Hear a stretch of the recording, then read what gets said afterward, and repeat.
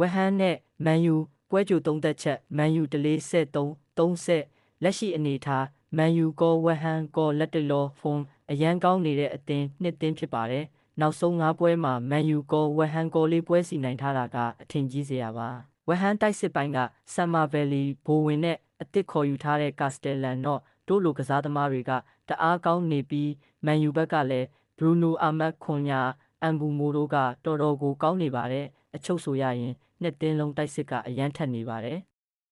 ဈေးအနေထားဒီညမှာမန်ယူကဝက်ဟန်ကိုအဝေးကွင်းဆိုပေမဲ့တကိုးပြ40ပဲနိုင်ပါမယ်ဂိုးပေါင်းကြီးက3ဂိုးဆိုရင်တောင်ပြဆုံးရှုံးပါသေးတယ်ဂိုးပေါင်းကြီးကကျွန်တော်တို့ဈေးတက်လာတာပါဒါကအပေါ်မှာပြောထားသလိုတိုက်စစ်နှစ်သင်းလုံးအရန်ကောင်းနေတာကြောင့်ဖြစ်နိုင်ပါတယ်ဝက်ဟန်ရဲ့ခံစစ်ပိုင်းအမားတွေကပေးကိုတွေအသင်းကြီးတွေနဲ့ပွဲမှာပိုဆိုးတာကိုလည်းဘွက်ကီတွေထဲတွက်ပုံရပါတယ်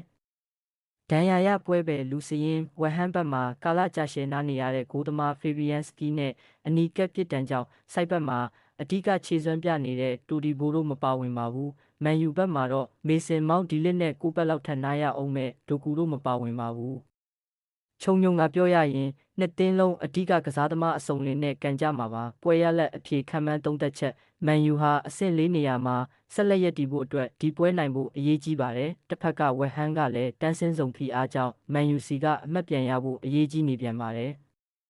လိုအပ်ချက်ကိုစီရှိနေတဲ့နှစ်သင်းမှုနိုင်ပွဲအတွက်သူနိုင်ကိုနိုင်ပြိုင်ကျဲဖို့ဂိုးတွေသွင်းဖို့ရှိပါတယ်ဂိုးပေါင်းဈေးရလဲဒီပွဲကကြေးပြင်းတဲ့ပွဲဖြစ်တာမို့ဂိုးဖော်အရာဂိုးတွေမျိုးမှာပါကျွန်တော်အကြိုက်ကတော့အသင်းကြီးတွေကိုတောင်ဖြိုလာတဲ့မန်ယူကပဲဝက်ဟန်ကိုသူတင်ကိုတင်ဂိုးတွေသွင်းရင်2ဂိုး3ဂိုး2ဂိုး4ဂိုးဆိုတဲ့ရလက်မျိုးတွေနဲ့အနိုင်ယူသွားမယ်လို့သုံးသပ်မိကြောင်းပါခင်ဗျာ